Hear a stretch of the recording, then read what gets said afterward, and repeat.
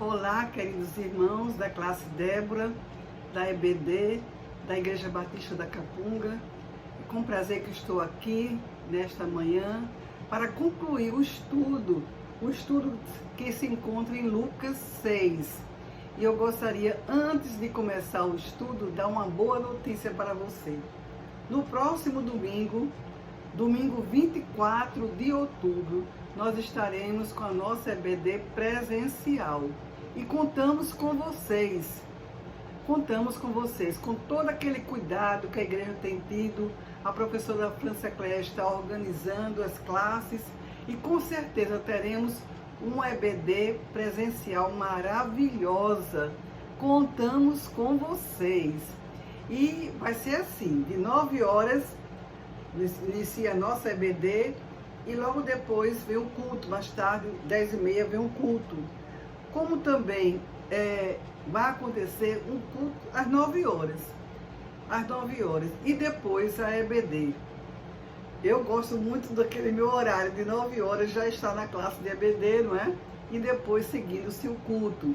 Então contamos com a sua participação domingo que vem. E eu gostaria, sim, de lembrar para vocês que domingo passado, dia 10 de outubro, nós estudamos sobre aquele texto, amar aos inimigos, amor aos inimigos. Um texto foi desafiador para nós, não é? Mas nós vimos que é possível sim amar os nossos inimigos. É possível amar os amigos e os inimigos. É possível sim, mas claro que com a ação sobrenatural do Espírito Santo de Deus em nossas vidas. Que a tendência nossa é sermos egoístas. E claro que quando o Espírito Santo age em nossa vida, nós podemos sim amar ao nosso próximo. E eu gostaria até de dar uma sugestão para vocês. Eu recebi essa sugestão, eu tenho realizado já na minha vida e tem dado certo. Quando você tem uma mágoa contra alguém, quando você fica realmente chateado com alguém, procura orar por aquela pessoa.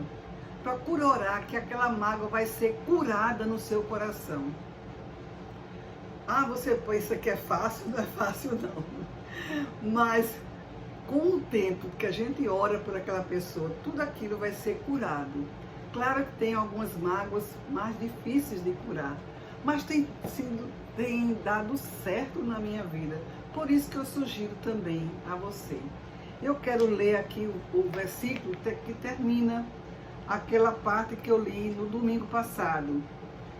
Sejam misericordiosos, como também é misericordioso o Pai de vocês. Nosso Pai, o nosso Deus, é um Deus de misericórdia. Por isso nós devemos imitar o nosso Deus. Devemos agir com misericórdia com o nosso próximo. Porque, graças a Deus, a misericórdia de Deus se renova a cada manhã. E a nossa misericórdia também deve se renovar. E também nós devemos amar ao nosso próximo, agindo com misericórdia. Mas Jesus Cristo continua a dar conselhos. E esses conselhos práticos, conselhos importantes para a nossa vida. E agora ele vai falar que a gente tem que ter cuidado com o hábito de julgar os outros. Amar é difícil, né? Mas julgar é tão fácil. Como a gente julga facilmente, como a gente critica facilmente. Por isso que temos que ter cuidado com o julgamento aos outros. E Jesus fala o seguinte: não julguemos e vocês não serão julgados. Não julguem e vocês não serão julgados. Não condenem e vocês não serão condenados. Perdoe e serão perdoados. Eu vou ler mais uma vez. Não julguem e vocês não serão julgados. Não condenem e vocês não serão condenados. Perdoe e serão perdoados. Dei e lhe será dado. Boa medida, prensada, sacudida e transbordante será dada a vocês, porque com a medida com que tiverem medido, vocês serão medidos também. Que lindo conselho, não é? Que conselho importante para nós. Não é apenas amar, mas não julgar para que não sejamos julgados. Não condenar para que não sejamos condenados. E perdoar para que sejamos perdoados. É a lei da semeadura. O que você semeia, você colhe. Se você semeou amor, perdão, compreensão, respeito, você vai colher isso na sua vida. É uma lei importante que se encontra na Bíblia. Inclusive eu falei domingo passado sobre a lei da bondade, não é? A lei da bondade, a lei da compreensão, como também a lei do respeito, que é necessário acontecer em nossas vidas. E aqui Jesus Cristo está falando dessa lei da semeadura. Você vai semear coisas boas para colher também coisas boas. E vai transbordar. Que lindo aqui, né? Vai transbordar. Com a medida que a gente der ao outro, nós vamos receber muito mais. E ele continua aqui e vai falar de uma parábola. Jesus Cristo vai falar de uma parábola. Antes eu gostaria de ler o pensamento de Champlin, que ele diz assim: a Deus pertence não somente a vingança, mas também o juízo. Então muitas vezes a gente se dói tanto, né? E a gente fica querendo se vingar, querendo julgar. Mas Champlin fala o seguinte: a Deus pertence não somente a vingança, mas também o juízo. Parece que as bem-aventuranças aqui, que é o Sermão da Montanha em Mateus, em Lucas chamado o Sermão da Planície, tem a ver com os provérbios e Eclesiastes, né? São conselhos bem práticos para a nossa vida. Nós vamos ver agora uma parábola. E Jesus falou o seguinte: Jesus lhe contou também uma parábola. Será que um cego pode guiar outro cego? Não é fato que ambos cairão no buraco? Claro, né? Um cego para guiar outro cego, muito difícil. Eu até li do comentarista, o Ari Wisby, que ele fala que é impossível, né, um cego dirigir um avião, é impossível um cego dirigir uma excursão numa selva. Mas hoje em dia, com a tecnologia, já existe o piloto automático, aquele que você pode ligar e pode estar ali sendo acionado no avião. Mas claro que ele sozinho não poderia guiar um avião. Ele teria que ter alguém que também pudesse enxergar para poder fazer as manobras que não seriam apenas pelo piloto automático. Então, como é que um cego vai guiar outro cego? Ele está criticando aqui os escribas e fariseus, que se achavam assim, donos do mundo, que se achavam assim, sem pecados. Como é que eles iriam guiar outros que também têm pecados? Aquele orgulho deles só fazia afastar as pessoas de Deus.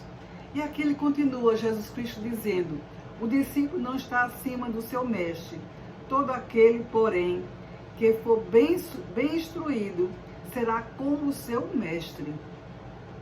O discípulo é aquele que aprende, não é? Aquele que aprende. E aprende com o mestre. Aí ele fala que ele pode chegar até ser igual ao mestre.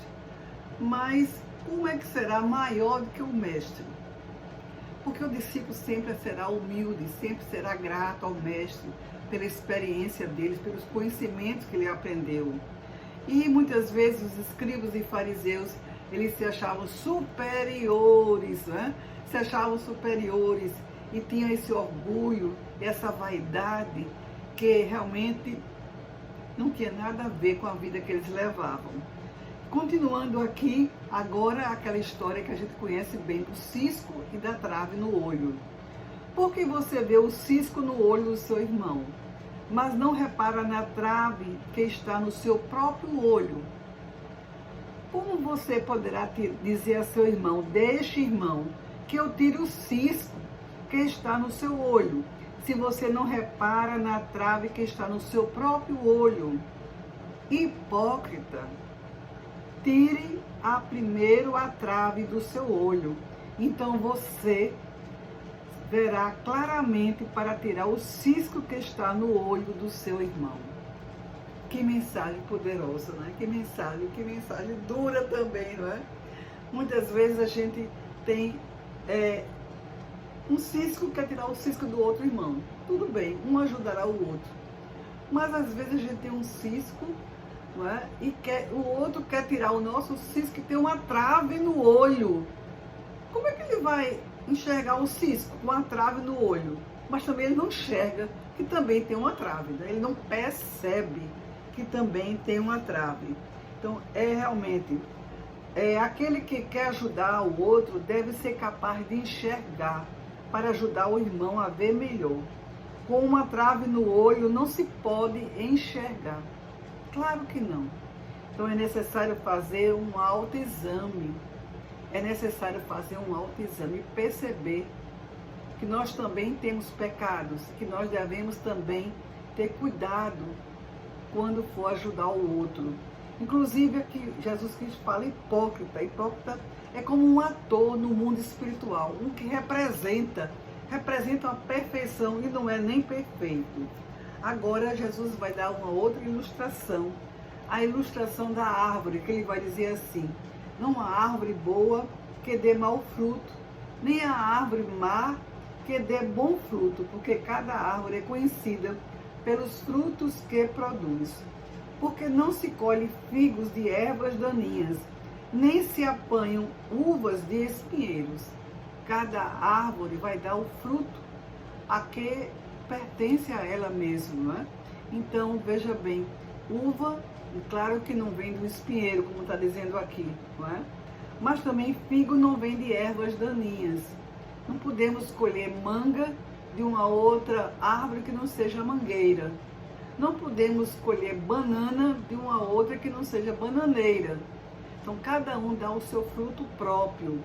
Aqui está, então, aquela pergunta: que fruto nós estamos produzindo? Que fruto? Que fruto produz o cristão? Esta pergunta eu vou deixar para o final. Que fruto nós estamos produzindo? E Jesus agora continua com a última aplicação. E ele agora vai aplicar, a ilustração agora vai ser de um tesouro. E ele diz assim: a pessoa boa tira o bem do bom tesouro do coração. E a pessoa má tira o mal do mau tesouro, porque a boca fala do que está cheio o coração. Então, realmente, nós precisamos ter cuidado com o nosso coração. Precisamos ter cuidado com a nossa vida para que possa produzir realmente coisas boas. Não produzir o mal, mas sim produzir o bem. É isso que se espera do cristão, daquele que segue a Jesus Cristo. Precisamos trabalhar o nosso caráter para ajudar em nossas fraquezas e assim conseguirmos corrigir os nossos erros. Ter Jesus como Salvador, sim, mas também como Senhor de nossas vidas. Finalmente agora Jesus vai falar sobre os dois fundamentos, uma história bem conhecida nossa, que ele diz assim: por que vocês me chamam Senhor, Senhor, e não fazem o que eu mando? Eu vou mostrar a vocês a quem é semelhante todo aquele que vem a mim, ouve as minhas palavras e as pratica. Esse é semelhante a um homem que, ao construir uma casa, cavou, abriu profunda vala e lançou o alicerce sobre a rocha. Quando veio a enchente, as águas bateram contra aquela casa e não a puderam abalar, por ter sido bem construída. Mateus fala de uma tempestade com ventos e chuvas. Já aqui ele fala do enchente, não é? Lucas fala de um enchente. Mas importante que a casa estava bem construída, tinha um alicerce, estava construída na palavra de Deus. A nossa casa tem que estar construída na rocha, em Jesus Cristo. E continua: mas o que ouve não pratica é semelhante como o homem que construiu uma casa sobre a terra, sem alicerces. E quando as águas bateram contra ela, logo desabou. E aconteceu que foi grande a ruína daquela casa. Aquela casa caiu e foi grande a ruína. Sim, Jesus Cristo aqui, ele está falando que nós somos construtores. Nós somos construtores. É preciso ter um esforço para construir com sabedoria. Porque construir sobre a rocha, aqui está a explicação do comentarista bíblico Champlin. Construir sobre a rocha significa obedecer ao que Deus ordena em sua palavra. E construir sobre a areia significa declarar obediência apenas da boca para fora. Apenas aparência, não tem alicerce. Então a tempestade chega para o cristão, para o não cristão. Mas essa tempestade são as provas da vida e precisamos ter alicerce para que a nossa casa não seja derrubada. A nossa vida permaneça firme em Jesus Cristo. Nem todo que diz Senhor, Senhor, possui a verdadeira salvação. Quando somos salvos pela fé e a nossa vida está bem alicerçada. Aí sim nós somos fortificados no Senhor. Fortificados no Senhor, seremos fiéis até o fim e nossa casa terá um alicerce firme. Os que creem darão bons frutos, foi o que Jesus falou. Amarão, perdoarão. E os que creem têm a sua casa com bom alicerce e suportará qualquer tempestade. A base de tudo isso é a fé pessoal no Senhor Jesus Cristo. Cristo é o nosso alicerce, a nossa segurança. E eu pergunto agora, que tipo de fruto você produz? Fruto de um cristão? Sim, com certeza. Você que é um cristão, eu que sou uma cristã. Produzimos frutos de um cristão. Aqueles frutos mencionados em Gálatas 5, não é? Aqueles frutos que nós já conhecemos, que nós devemos produzir o amor, a alegria, a paz, a paciência, a benignidade, bondade, fidelidade, mansidão e domínio próprio. São esses os frutos de um cristão. Que eu possa produzir esses frutos e você também possa produzir.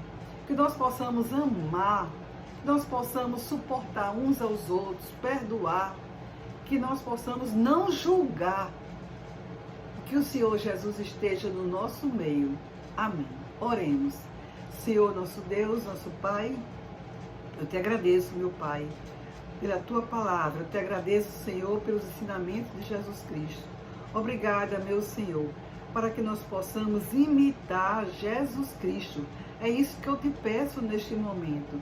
Possamos imitar o nosso Mestre e possamos realmente ter a nossa casa alicerçada nos seus ensinamentos. Isso eu te peço, Senhor, e oro em nome de Jesus. Amém. Até a próxima. Domingo, na nossa EBD presencial.